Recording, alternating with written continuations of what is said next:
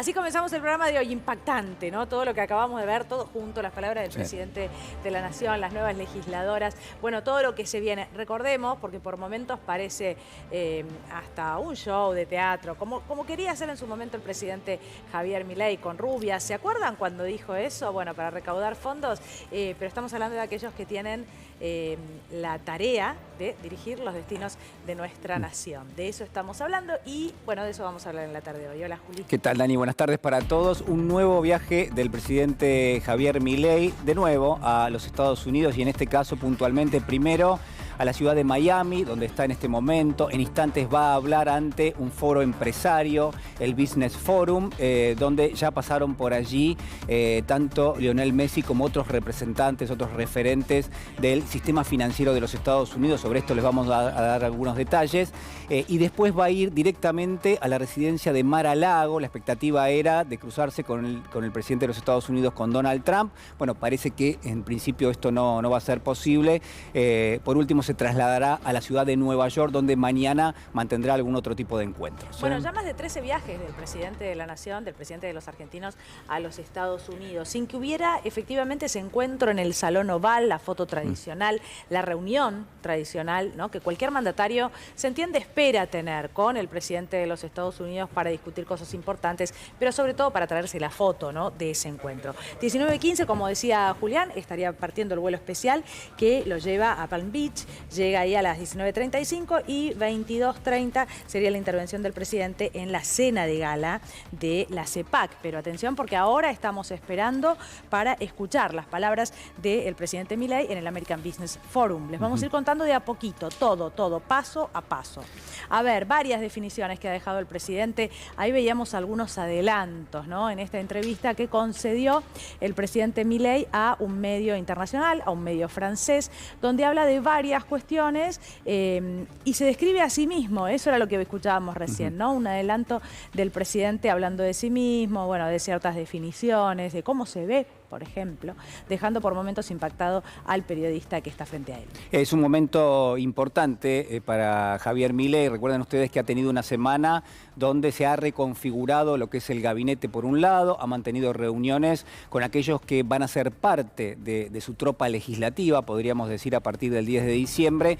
Y por cierto, también el gobierno mantiene aspiraciones de llevar adelante no solamente el proyecto de presupuesto 2026, donde va a ejecutar muchísimos recortes, muchísimos ajustes, sino también la reforma laboral. Eso va a ser, sin ninguna duda, tema de discusión hacia adelante y el gobierno quiere sentar las bases de esa discusión, por supuesto que tiene un carácter totalmente regresivo. Bueno, durante todo este año, y esto viene bien recordarlo, ahora lo vamos a escuchar a Milei, pero solo porque estaba en el arranque, hemos visto un Congreso convulsionado. No debería sorprendernos, ¿no? Nosotros que trabajamos hace años en esto y ustedes incluso del otro lado recordarán, en comisión, en el recinto, hubo episodios de todo tipo, algún episodio de violencia. Sucede, ¿no?, en los congresos, en los parlamentos de diferentes lugares del mundo cada tanto. Pero acá ha sucedido en varias oportunidades porque hemos visto legisladoras peleándose, grabándose, esto de grabarse ahora con el celular a pocos metros de la cara, vasos de agua, intento de agarrarse a trompadas. Un poco de todo eso hemos visto hasta ahora. El Congreso, donde se discute, bueno, la legislación, las normas, ¿no?, para la vida de los argentinos, como yo decía, venía en ese contexto. Se suman nuevas legisladoras que estaban ahí. Después lo vamos a escuchar seguramente, que hablan de la clase de economía que tuvieron en la Casa de Gobierno, una clase de economía que tuvieron, probablemente tenga que decir cosas muy importantes sobre la economía. Lo que yo no puedo dejar de preguntarme es si bastará con esa clase que tuvieron en las últimas horas en Casa de Gobierno y, por otra parte, admitiendo que recién ahora van a empezar a leer, interiorizarse en el reglamento de cómo funciona, ¿no?, el Poder Legislativo. De mínima preocupante, ¿no? Sí, casi una especie de celebración de la ignorancia. Uno se pregunta si es tan grave esto. Bueno, por cierto, si uno lo relaciona con aquello que veníamos mencionando, que también en el día de ayer fue parte de nuestra agenda, es decir, qué va a pasar con la reforma laboral, como la entendemos y como eventualmente la entiende el gobierno. Bueno, son estos los referentes que van a discutir justamente el futuro del trabajo en la República Argentina y que en principio defenderán, o quizás no, los derechos de de los trabajadores y qué formato va a tener justamente toda esta estructura de carácter laboral. Hay algunas cuestiones también que mencionar. Daniela hablaba recién de la economía. Bueno, hoy ha sido un día realmente muy malo para los mercados financieros. Bonos y acciones cayeron hasta el 7%, después de una suba muy importante que sucedió a la victoria de Javier Milei en las urnas. A partir de ese dato y también de lo que está haciendo el gobierno en este momento en los Estados Unidos, ¿por qué digo esto? Bueno, porque detrás de lo que son las conferencias, detrás de lo que es en principio la participación del presidente en los conversatorios, así se llama, por ejemplo, el encuentro que va a mantener mañana en la ciudad de Nueva York, están allí el ministro de Economía, Luis Caputo, y también parte de su gabinete económico, y potencialmente, por la información que tenemos, lo que están buscando es ni más ni menos que asegurar un préstamo de 20.000 millones de dólares que por ahora al menos gravita sin ningún tipo de, uno podría decir, sin ningún tipo de seguridad, ¿no? Porque allí están los banqueros de los Estados Unidos, piden garantías que el gobierno no puede ofrecer, y lo que hay es una especie de pedido de último minuto al Tesoro de los Estados Unidos para que ofrezca justamente las garantías. Bueno, empezó a hablar el presidente de la Nación en el American Business Forum. Ahí Primero, estamos en vivo, lo escuchamos. Quiero agradecer a los organizadores del American Business Forum y en especial a su presidente Francis Suárez por la invitación.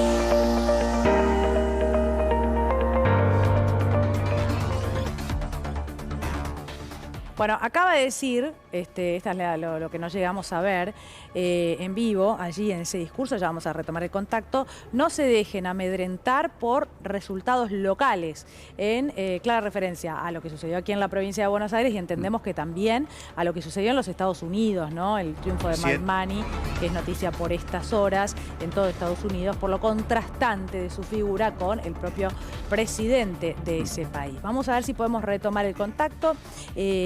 Esta es la imagen, sí, en vivo. Lo escuchamos. De todos los argentinos. Lionel Messi.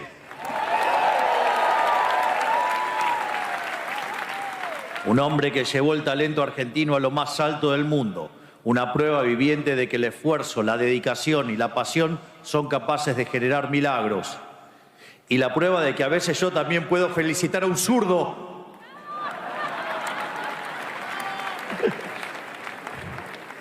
Quiero aprovechar este foro de empresarios, líderes, deportistas y pensadores para volver sobre una cuestión que informa toda nuestra gestión en Argentina. Por demasiado tiempo nos acostumbramos a escuchar de parte de políticos e intelectuales que el capitalismo era una suerte de mal necesario con el que tenemos que convivir en nuestras sociedades. Por supuesto, también existen quienes militan abiertamente el comunismo y la economía planificada, pero son los menos y están en el margen de nuestros sistemas políticos. Pero la posición a la que quiero referirme está mucho más extendida en Occidente. Hablo de la crítica al libre mercado para justificar la intervención estatal. Esta es más normal y popular. Ha ganado cientos de elecciones legítimas a lo largo del último siglo en el continente americano y europeo, y por eso mismo es aún más nociva. Para no aburrirlos, voy a resumir un argumento.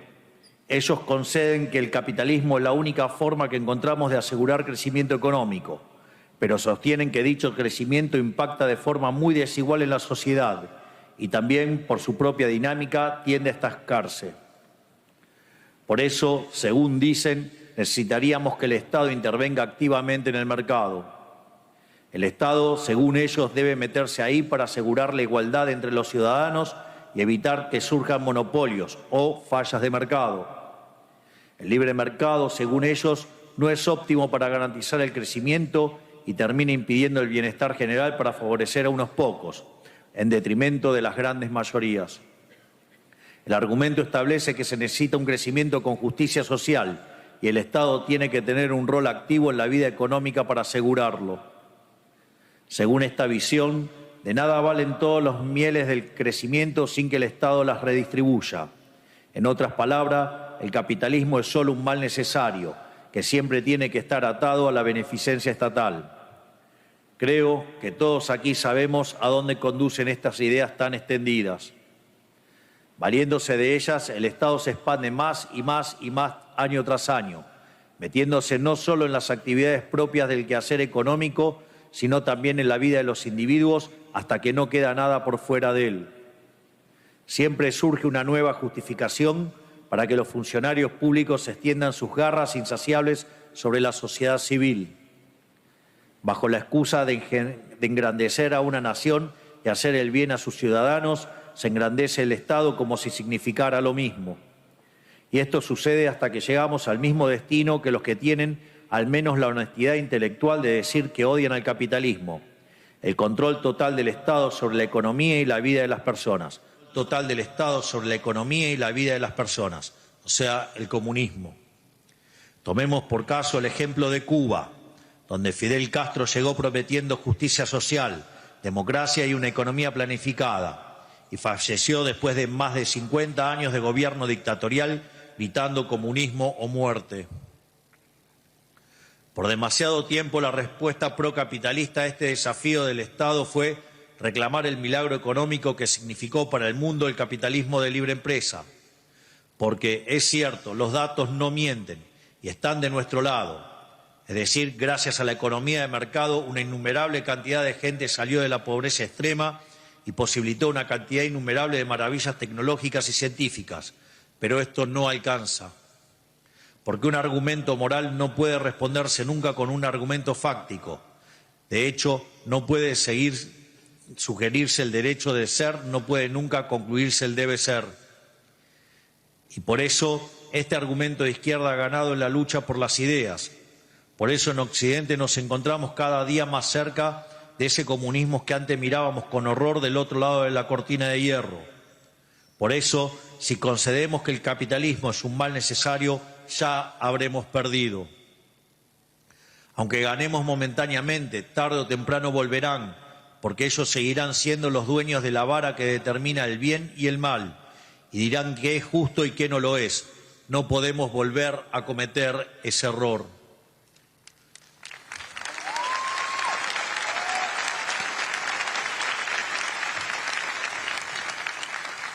Por eso, hoy vengo a decirles que el capitalismo no es mal alguno, sino que es la forma que toma la verdadera justicia en este mundo. Porque es la consecuencia natural de la dignidad y la libertad del hombre, al cual le pertenece el fruto de su trabajo. No tenemos en esta vida muchos derechos naturales más allá del derecho a ser dueños del sudor de nuestra frente, que no es más que el derecho a ser dueños y disponer libremente de nuestro tiempo de vida, ya sea para usarlo para nosotros mismos o venderlos a otros como fuerza de trabajo.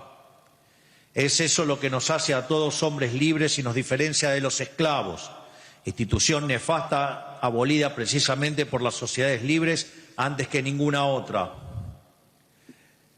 De esta libertad se deriva el derecho a la propiedad privada y a la discreción para disponer de ella dentro de los márgenes de la ley común. La inversión, el ahorro, el consumo solo son fenómenos que emergen de esta simple verdad. Aviso que los controles de renta es un ataque al derecho de propiedad, afecta al sistema de precios, afecta al funcionamiento del sistema y termina destruyendo todo a su paso.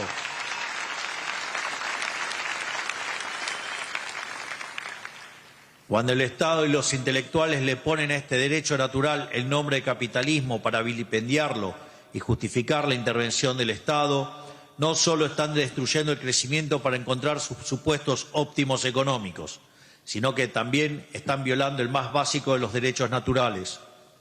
Cuando el Estado se vuelca de esta forma tan violenta sobre los derechos de los individuos, no hace otra cosa que querer reducirlos a esclavos, es decir, se ponen en guerra contra ellos.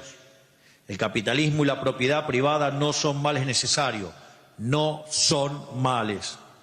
Son la base indiscutida de nuestra civilización y de nuestra misión sagrada restituirlo como piedras fundamentales de nuestras sociedades. Es decir, no creemos que el capitalismo sea moralmente correcto por el hecho de sacar a más del 90% de la población global de la pobreza, sino que logró sacarlos de la pobreza precisamente por ser el modelo más moral de todos los existentes.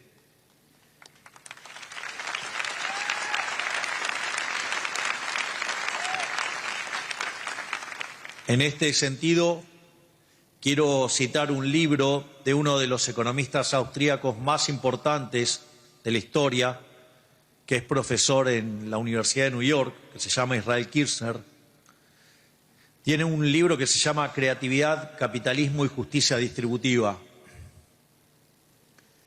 Y el planteo que se hace es que es indiscutida la superioridad productiva del capitalismo versus el socialismo. Y esto es tan así que ni los socialistas lo cuestionan. Pero al sistema capitalista se lo tacha de injusto, se lo cuestiona porque distribuye mal los resultados, lo tacha en lo moral. Y lo que hace Israel Kirzner justamente es decir lo siguiente: si efectivamente el sistema es inmoral, es injusto y va reñido con la ética, por más que sea más productivo, no vale la pena defenderlo.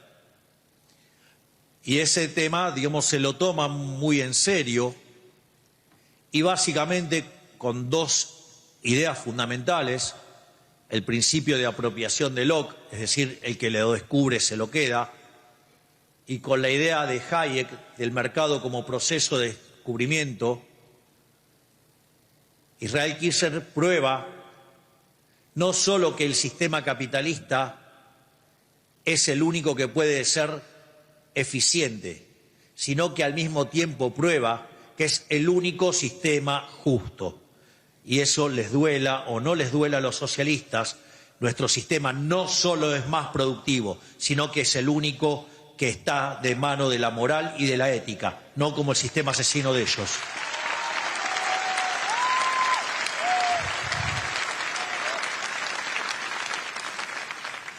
Por lo tanto, sin el capitalismo estaremos condenados a las miserias de las sociedades planificadas, que no son otra cosa que sociedades esclavistas con mucho mejor marketing.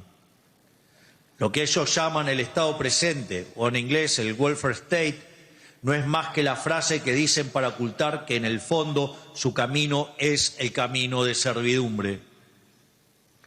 Aquí quiero hacer alguna también mención a una obra muy importante de uno de los economistas anarcocapitalistas más importantes del mundo, que es el profesor Jesús Huerta del Soto, en un trabajo que se llama La teoría de la eficiencia dinámica. Y en ese trabajo lo que él busca es determinar cuál es el sendero óptimo de crecimiento. Y después de hacer unas disquisiciones sobre distintos aspectos de la teoría económica, lo que señala es muy fuerte, porque dice: nada que sea injusto puede ser eficiente. Es decir, en el altar de la eficiencia paretiana con el que trabajamos los economistas, no debería haber lugar alguno sobre algo que es injusto. Y al mismo tiempo señala: todo aquello que sea eficiente, además, inexorablemente tiene que ser justo. Y eso es...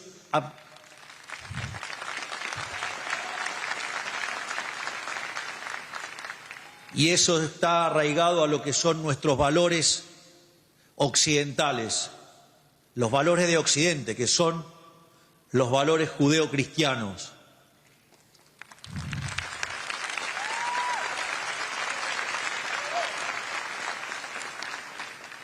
Y es más, a prueba de ejemplo,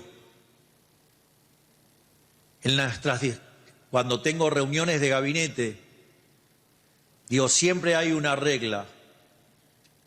Siempre los valores éticos y morales están por encima de lo que dicta el utilitarismo político.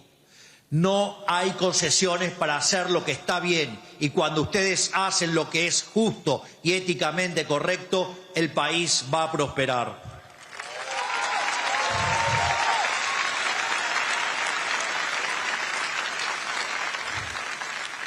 En este sentido, sepan que mi misión en Argentina no es otra cosa que devolvernos a este sentido común olvidado por una clase política encandilada de poder, acostumbrada a atribuirse y apropiarse de los logros y el esfuerzo de sus ciudadanos libres. Pasando estrictamente a lo que es Argentina, como todos bien saben, mi partido viene de una victoria histórica en las elecciones legislativas.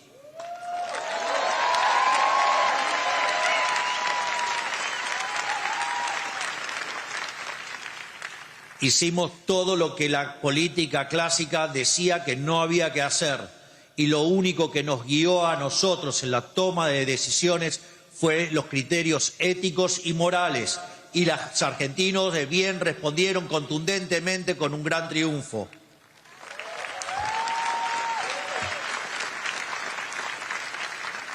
Ganamos ampliamente en votos a nivel nacional e incluso llegamos a remontar una diferencia de más de 14 puntos en la provincia de Buenos Aires, que concentra 1/3 de la población del país. Fueron meses muy duros para los argentinos, donde por culpa del golpe económico que la oposición intentó llevar a cabo desde el Congreso, la economía del país se vio ralentizada, generando incertidumbre y malestar en los ciudadanos. En consecuencia, me pasé los últimos meses recorriendo todo el país para pedirle a los argentinos que no se rindan, para prometerles que esta vez el esfuerzo sí valdría la pena. Y esta promesa no fue en vano, no es un compromiso que me tomo a la ligera, es un pacto sagrado con la gente, que ha refrendado el camino de este gobierno y nos ha dado las herramientas para llevar adelante las reformas que el país necesita con urgencia. Por todo esto, considero relevante una vez más agradecer la confianza del pueblo argentino, confianza sin la cual nada de esto sería posible.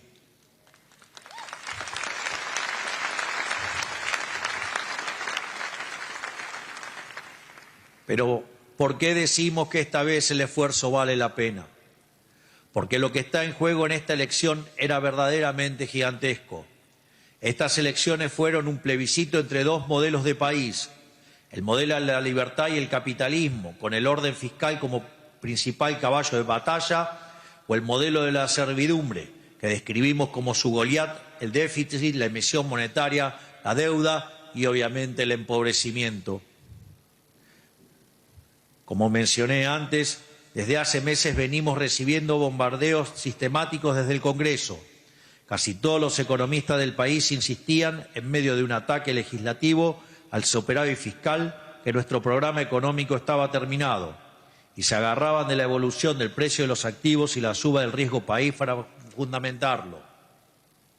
Nosotros, por otro lado, decíamos que el programa fiscal y cambiario era sólido, porque el superávit es innegociable, porque dejamos de emitir hace más de un año y porque el Banco Central está capitalizado por primera vez en muchos años. Y una vez despejado el ruido político, ¿qué pasó? El mercado argentino tuvo su mayor suba histórica en un día, su mayor suba histórica en una semana y sigue subiendo, al margen que además bajó el riesgo país más de 400 puntos.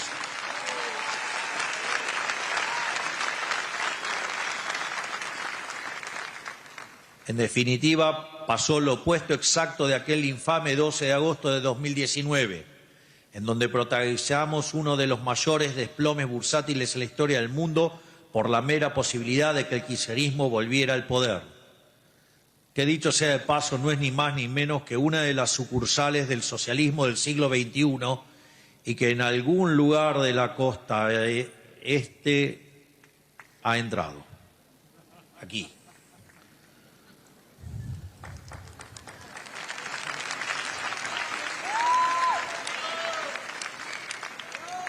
Se disfrazan de corderos y son peor que el peor de los rapaces lobos.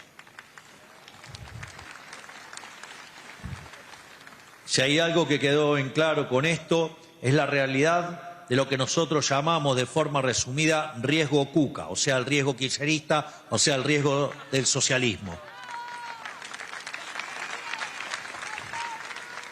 Pudimos ver en números la magnitud del riesgo político con el que nuestro programa económico siempre tuvo que lidiar.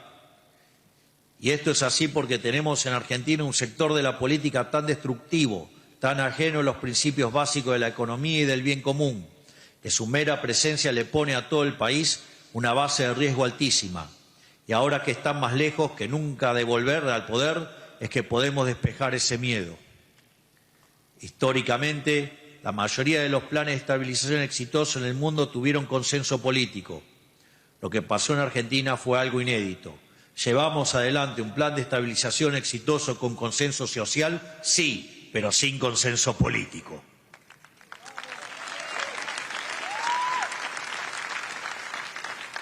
Pero los embates desestabilizadores fueron profundamente dañinos para la sociedad. Como bien saben, el riesgo político no afecta solamente al financiamiento del Estado, sino al crédito de toda la economía. La locura kirchnerista hace que todas las empresas paguen más caro el financiamiento, que tomen menos gente, que hagan menos obras y que se pueda vender menos a crédito. La locura kirchnerista vuelve más caro los préstamos hipotecarios y prendarios y las tasas de financiamiento de tarjeta de crédito. Ante este panorama, muchos querían que resolviéramos un problema de riesgo estructural con política monetaria. Querían que inyectáramos pesos para solucionar un problema de confianza y caída en la demanda de dinero. Puesto en términos económicos, querían solucionar la caída de demanda aumentando la oferta. Puesto en términos cotidianos, nos estaban pidiendo que apagáramos un incendio echándole más gasolina. Pero entendiendo que esto solo hubiera agravado el problema, sostuvimos el esquema monetario. Volviendo al punto, convivimos con una parte del sistema político que rechaza hacer lo que la Argentina necesita. Y a esa oposición acabamos de derrotar contundentemente las urnas. Y eso es lo que importa.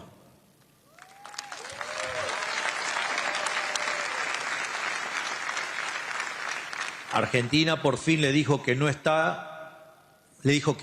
a esta locura, que tanto nos ha costado a lo largo del tiempo.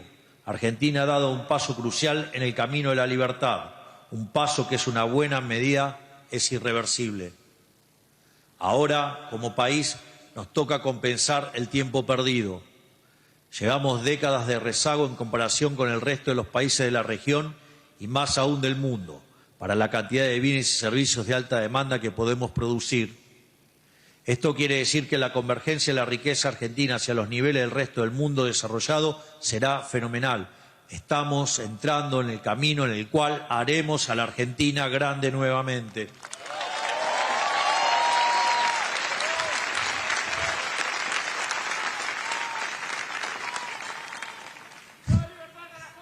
¡Viva! Esto está asociado a un cambio de paradigma que se dio en Argentina en los últimos años. Estamos reencontrándonos con la fe en que la propiedad privada y el libre ejercicio de la misma, dentro de los márgenes de la ley, son el único camino para alcanzar la prosperidad. Y necesitamos asentar este cambio para que cada día menos gente sufra por la pobreza, para que cada día más gente pueda perseguir sus sueños, ya sea tener una casa en la cual criar a su familia, ya sea tener un auto que siempre quisieron, o sea poder empezar un negocio. Porque el cambio es volver a traer la libertad y la responsabilidad para todos nuestros ciudadanos. Este es el país de la libertad con el que soñamos, y es un país con el que estamos comprometidos y estamos cada día más cerca de alcanzar. Un país que se alce como faro de un occidente adormecido por las mieles del Estado presente, por los argumentos falaces de quienes ven en el capitalismo un mal necesario y quienes bregan por un Estado presente que solo trae la ilusión del bienestar, que hoy, a costa de destruir el bienestar del mañana, como ha quedado demostrado en Argentina.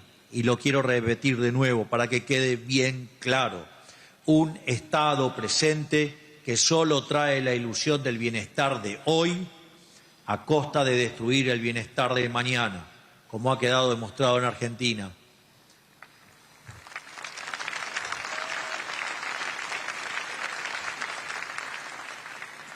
Y nosotros somos quienes podemos lograr este cambio y pregonarlo, porque somos heraldos de un futuro distópico, porque vivimos el futuro que tarde o temprano le va a llegar a los países que también están transitando este camino de servidumbre estatal, abrazando las nefastas ideas del socialismo del siglo XXI, o más conocido en estas tierras como los woke.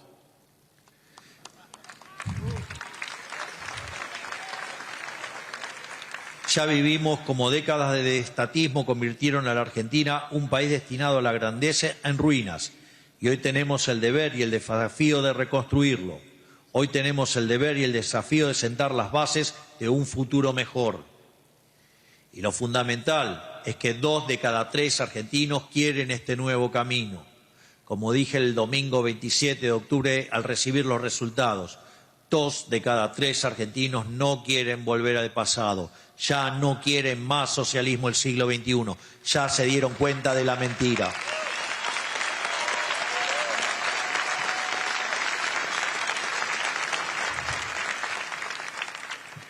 Con matices y preferencias locales, 2 de cada 3 argentinos quieren alguna versión u otra de capitalismo.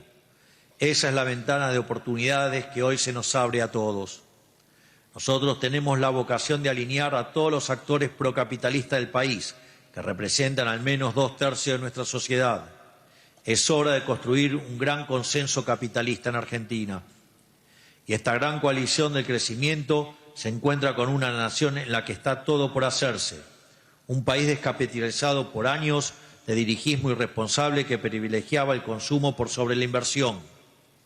Esto es tan así que, al día de hoy, el 70% de las importaciones en Argentina corresponden a bienes de capital e insumos productivos. El sector privado ya sabe lo que tiene que hacer, conoce las oportunidades y entiende que el momento para aprovecharla es ahora. Fruto de la capitalización que recién estamos comenzando a ver y que seguirá acrecentando con los años, Argentina explotará recursos y hará crecer industrias hoy subdesarrolladas. Por poner algunos ejemplos, tenemos prácticamente la misma cantidad de cabeza de ganado que hace 30 años, una locura para un país famoso por la calidad de su carne. En línea con esto, quisiera agradecer al presidente Donald Trump y a toda su administración por haber alcanzado un acuerdo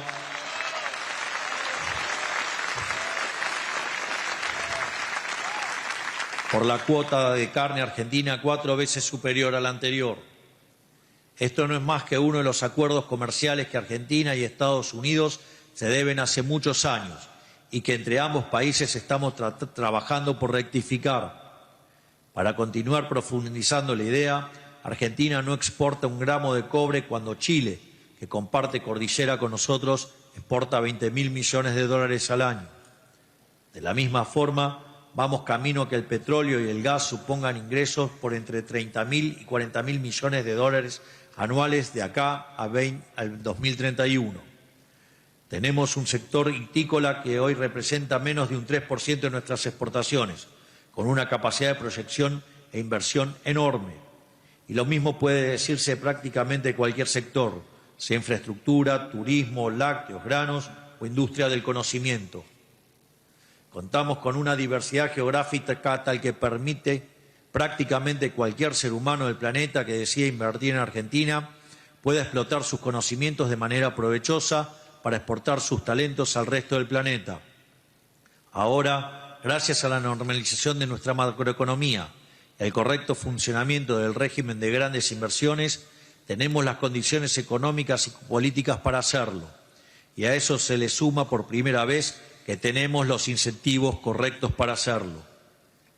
No por nada, ya hemos tenido anuncios por más de 100.000 millones de dólares en el último año, de los cuales más de 50.000 ya se encuentran en distintas instancias de aprobación. Por eso, debemos seguir avanzando en este sendero, en este sentido. Sepan que a partir de diciembre tendremos el Congreso más reformista de la historia argentina.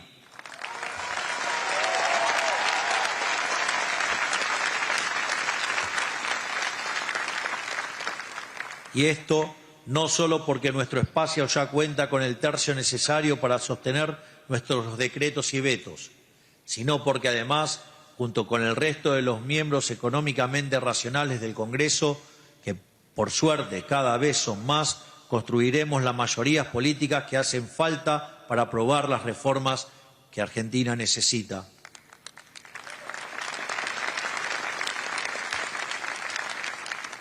En este sentido, hablamos de una modernización laboral para actualizar las condiciones bajo las cuales se genera empleo en Argentina, acomodándolas a estándares internacionales para poder aumentar la cantidad de trabajadores pertenecientes al sistema formal.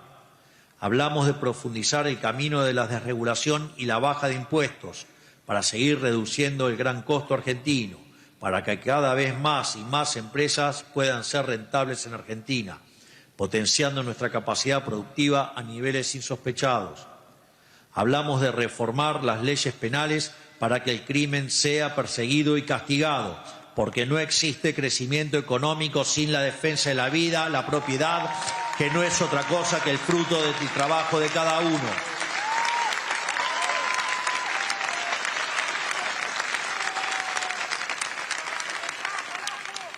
En Argentina, el que las hace, las paga.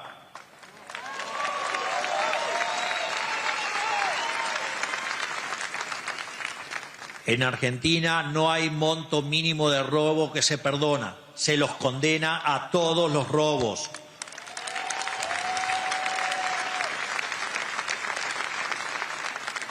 Sin ir más lejos, muchos recordarán la historia de Sodoma. Justamente, Sodoma era una ciudad en la que se podía robar, estaba permitido robar, y así terminó destruida. En este sentido, hablamos de reformar las leyes penales para que el crimen sea perseguido y castigado, porque no existe crecimiento económico sin la defensa del derecho a la vida y la propiedad privada, como decía recién. Estas reformas nos permitirán grabar en piedra este camino y permitirán que todos los argentinos puedan crecer con la certeza de que el esfuerzo y el trabajo duro valen la pena, que la calidad de la vida mejora año a año, que sus hijos tendrán una vida que ellos no pudieron siquiera imaginar, porque a fin de cuentas la Argentina del futuro, con todas sus bondades bien aprovechadas, es inimaginable para cualquiera de nosotros. Y en este sentido quiero invitarlos a formar parte del futuro que estamos construyendo. Quiero invitarlos a que inviertan en este país y demuestren el poder.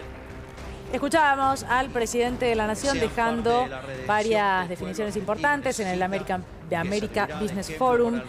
Bueno, comenzó denostando el Estado, ¿no? Paradoja esto del pedido de ayuda al Estado de los Estados Unidos, justamente del presidente Milei, previo a las elecciones. Habló de datos que están de nuestro lado, esto fue lo que dijo. Habló de control de la renta como un ataque a la propiedad. Bueno, ahora pidiendo inversiones. Dijo que la inversión y el ahorro emergen de la libertad, ¿no? De la libertad. Sí, bueno, sí, entre así otras es. cosas. Algunas cuestiones, bueno, demonizó allí no solamente el rol del Estado, sino también toda variante que uno pueda eventualmente proponer a lo que él define como la economía de mercado, Sí. ¿no? Algunas cuestiones bastante polémicas, habló de la injusticia, habló de la eficiencia, relacionó estos dos conceptos, habló también de la religión judeocristiana, dijo que esa religión, o por lo menos esas religiones, habitualmente tenían algún tipo de predicamento vinculado a la justicia, vinculado a la eficiencia. La verdad que, por supuesto, que da para muchísimo, sobre Habló de todo un golpe para... del Congreso, perdón, Julio. Sí, no, sobre todo digo para contrarrestar un poco lo que dice el presidente, Sí. está en un atril y obviamente está llevando adelante su propio mensaje, Habló ¿no? de la oposición, porque había olvidado este título y la verdad que es importantísimo, ¿no? La denuncia que hace, habló de un golpe del Congreso de la Nación, que la oposición en el Congreso de la Nación quiso darle, además de, bueno, los datos no mienten, están de nuestro lado, habrá que ver en qué datos se basa, ¿no? Pues hemos contado durante todo este año, el año anterior también, Julio, una gran cantidad de índices, ¿no?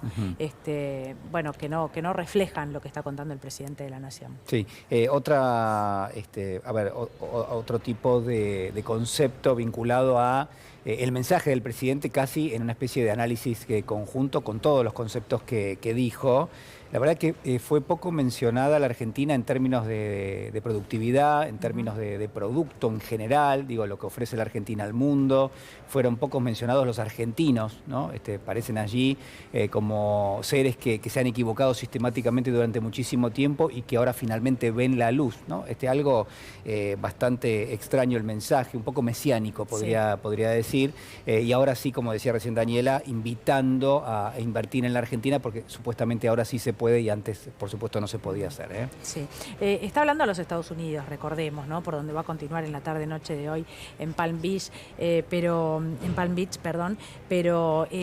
porque claro, no habla de una realidad que probablemente no tenga que ver con la que los argentinos están viviendo acá, ¿no? Cada vez que Sí. llega el sueldo, hay que pagar las cuentas, el no llegar a fin de mes y todo eso que nosotros contamos todos los días.